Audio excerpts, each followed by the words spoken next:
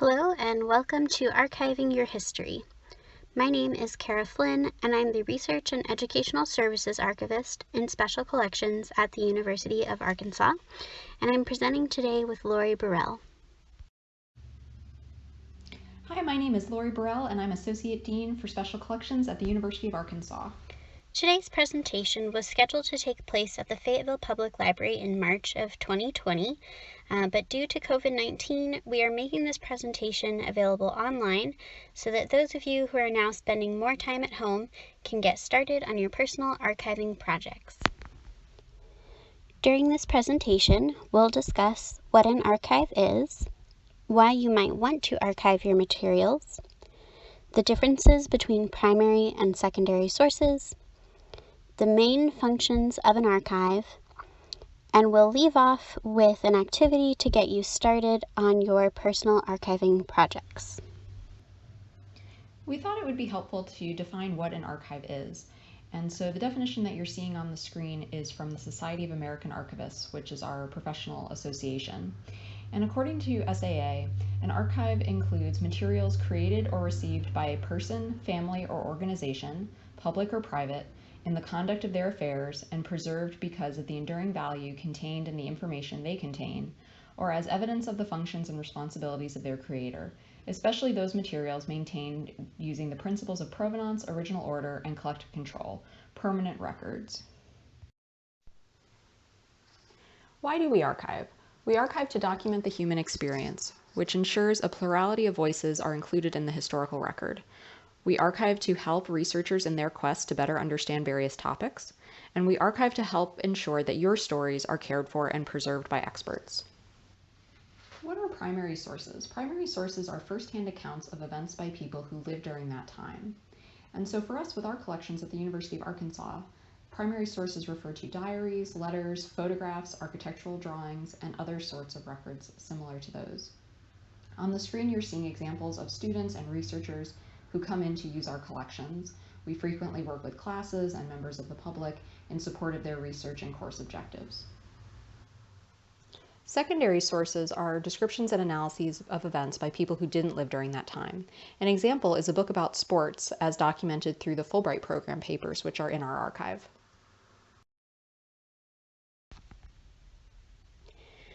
The rest of the presentation will be structured around the main functions of an archive, and those are appraisal, or determining what you have, acquisition, or determining what you want to keep, arrangement and description, which determines how you'll organize and describe what you have, preservation and storage, so how will you store and preserve your items, and finally access. Who will you make this material available to, and how do you want to do that?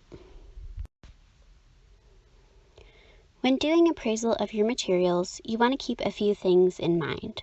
First, figure out what types of materials you have. These might include newspapers, scrapbooks, diaries, photographs, textiles, and more. Next, think about the format of those materials. Are they mostly made of paper, of fabric?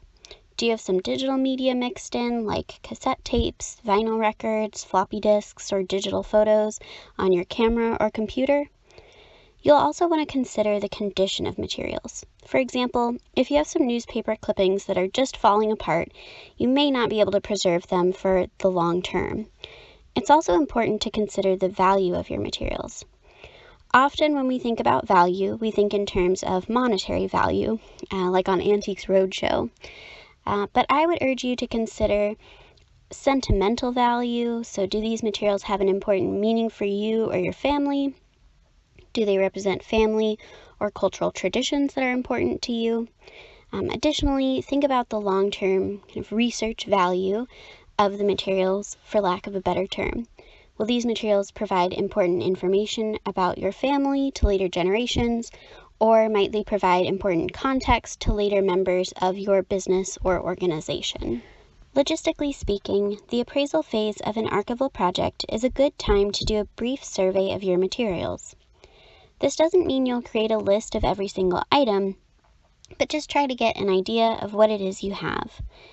Note what types of materials you have and how much. How many bins or boxes do you have documenting your family or your organization? If you have digital files, about how many files are there? Once you've taken note of this information, determine what items have value to you, however you choose to define that value, and which items have less value. Now, with all this in mind, let's take a look at some examples. On this slide, we have a family photograph, a blank check, and a pamphlet for the 150-year celebration in Athens, Alabama. Take a moment to think about which items you think have the most and least value, and if these items were a part of your family or organization's collections, are there any items you would consider getting rid of, and why?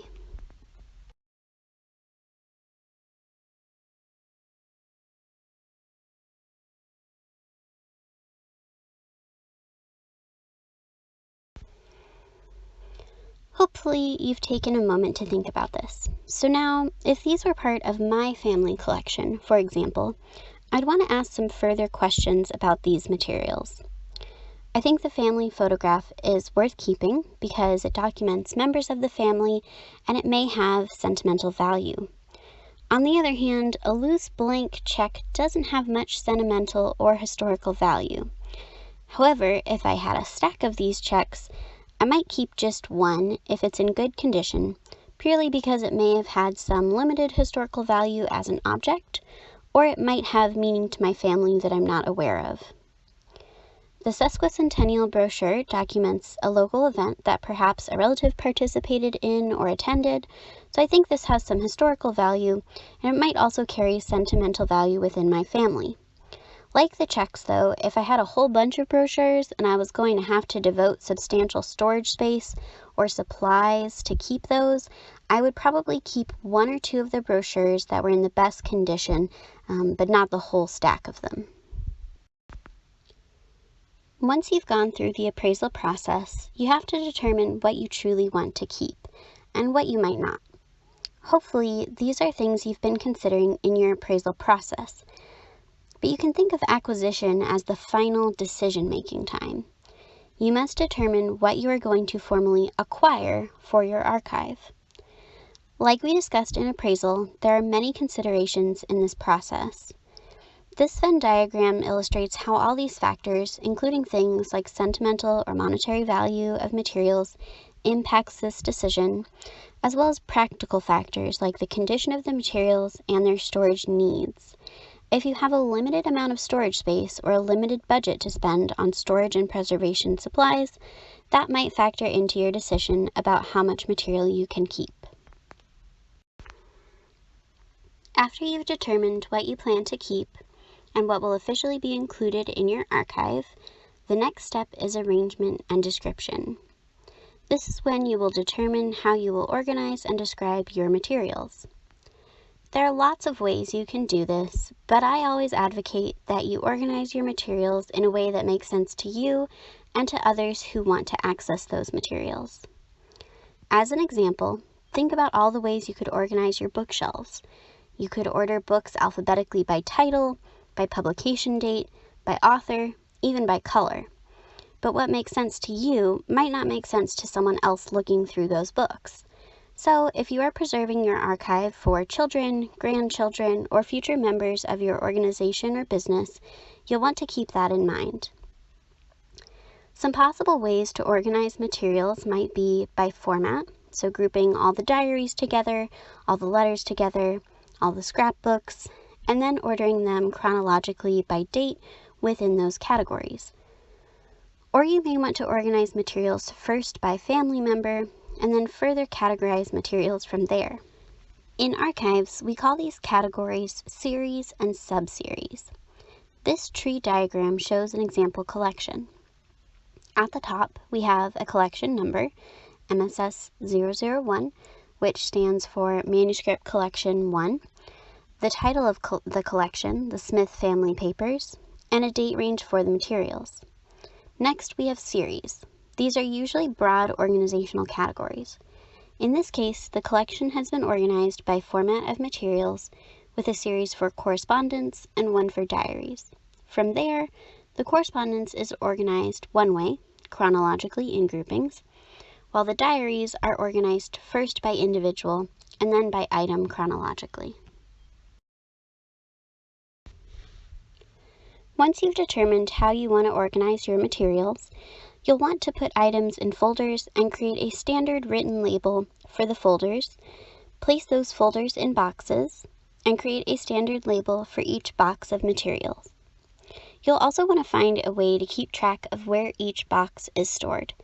This could be in an Excel spreadsheet, like the example in this slide, or in a listing in a Word document. Many of the same principles of arrangement and description apply for digital items. For example, you might have digital photos you would like to organize and archive on your computer or camera. You'll want to give files descriptive, standardized file names. For example, Photo 1 wouldn't be a good file name because although it could be easily standardized, it is not descriptive. When titling photo files, you might include the type of photo it is, for example, a portrait or a group photo, the name of the person or family included in the photo, and the date the photo was taken.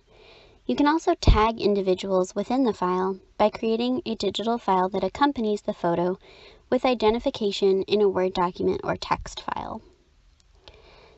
You will also want to create a directory or folder structure to organize the files, as the example in this slide demonstrates. This is similar to the creation of series and subseries for paper collections. In a separate document, write down a description or map out the directory structure.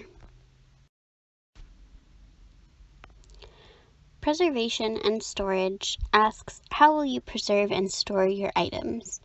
Some things to think about here include, where will you be storing your materials? In your closet, a basement, garage, or attic? Wherever you decide to store them, you'll want to avoid heat and moisture. You'll also need to think about preservation and storage supplies, so things like the types of boxes and folders you'll use, or for digital materials, if you'll be storing them on your computer's hard drive, an external hard drive, or some kind of cloud storage like Google Drive or Box, which allows you to store files online in the cloud. For paper materials and photos, the best storage would be acid-free folders and boxes. Acid-free means they are archival quality and are made of non-acidic paper, so they won't contribute to the further degradation of paper-based materials. For photos, you might also consider a mylar sleeve, which is a clear plastic-like sleeve often used to store photos within folders. Digital storage and preservation requires a slightly different set of guidelines that you'll want to keep in mind when archiving your digital files, such as photos. Make sure to keep at least 2 copies of your files in at least 2 different places. These will serve as backup copies. So you could choose to keep one on your computer and one in the cloud or on some other form of media like a CD, DVD, external hard drive, or thumb drive. However, I'd caution you about using DVDs and CDs because these formats may become obsolete a few years down the road. Think of the floppy disks you might have at home. Do you have a way to read them today? For most people, the answer will be no, so think about DVDs and CDs in a similar way. If you choose to store files on them now, you may need to migrate them to the cloud or an external hard drive at a later date. These will be your new media copies and will help ensure long-term access to the files. You'll also want to create an inventory, just as you did for your paper materials. Again, this can be a Word document or Excel spreadsheet listing the materials you have and where they are stored. Keep a digital copy in at least 2 places. You may also want to print a copy and store it in a secure location as well. Make sure you open a few of your files once a year to make sure you can still access them. In this slide, we're going to take a look at some storage examples. On your own, analyze these photos and jot down some notes about which photo you think has the best or worst storage and why.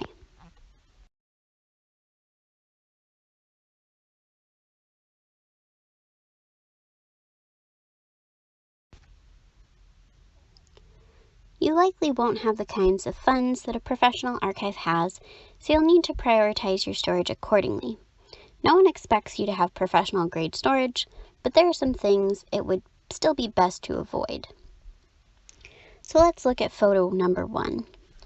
The materials are in cardboard boxes, not acid-free archival boxes, but that's not my biggest concern. It looks like they're in a garage, so I'd be most concerned about heat and potentially moisture. Additionally, boxes are sitting on the ground, not on a shelf, and they're stacked pretty high, which is a concern for me, both for safety and preservation reasons. If you're going to be storing your boxes in a garage, I'd suggest at least buying some plastic or metal shelving so that you can keep the boxes up off the floor, which may also help prevent water damage. Overall, this might not be the worst storage solution, but there are ways it could be improved. Moving on to photo 2. This one is the ideal storage situation, the kind of storage you'd find in a professional archive. The boxes are archival quality and acid-free, they look well organized, and they're housed on shelves. Most people won't be able to store materials exactly like this, but this is what you might aim for. And finally, photo number 3. This photo is the storage solution I'd probably be most concerned about. While I can tell that some of these boxes are archival grade, they're packed pretty tightly inside this shed and stacked on top of each other. Additionally, the shed isn't insulated, so I'd be pretty concerned about both heat and moisture in there. If at all possible, I'd move as much of this material to an indoor location so that it would be better protected from the elements, especially since this person has gone to the extra effort of spending what was probably a significant amount of money on buying archival boxes. Speaking of boxes, this next slide offers some box options I found on Amazon by searching for archival box. Again, take a moment to note for yourself which boxes you think would be the best and worst options for an archival project.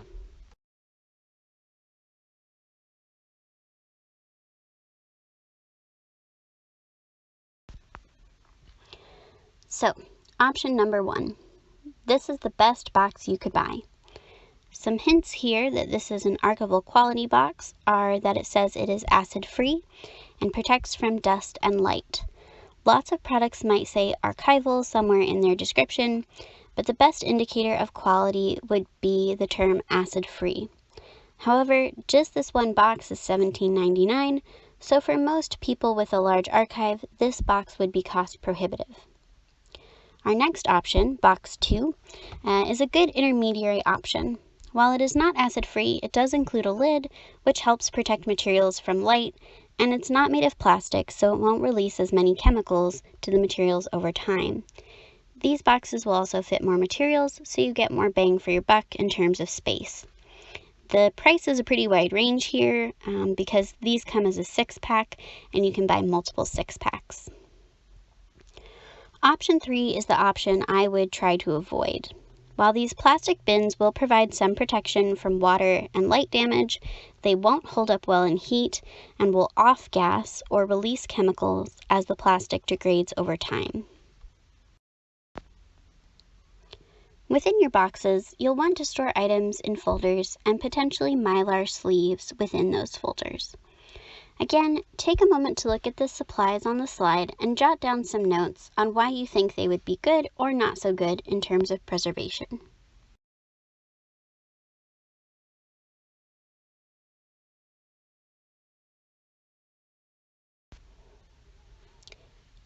Starting with option number 1.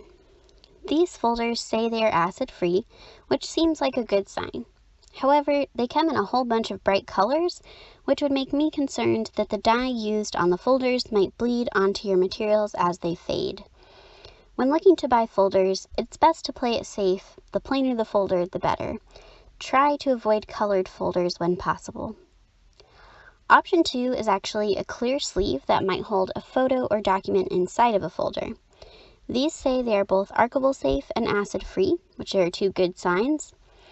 Polypropylene is a relatively stable plastic, so it's considered to be a safe choice for archival materials, as it won't release chemicals as easily as other forms of plastic. You can get 150 sleeves for about $10, so I would say this is a pretty safe and cost-effective choice. And option 3. These are archival quality, and in the description they mention them being acid-free. These are from Gaylord, which is an archival supply company, so they can be considered a reliable brand to purchase materials from. These folders are a bit costly at $20 for a 25-pack, but they're a good quality product from a reputable brand. If you're ever in doubt, you can always Google the brand of the product, and that might give you some hints about whether that brand is well regarded or not. The final step in archiving is making your materials accessible. If you are organizing family papers, maybe you want to make sure your children and grandchildren will have access to those materials.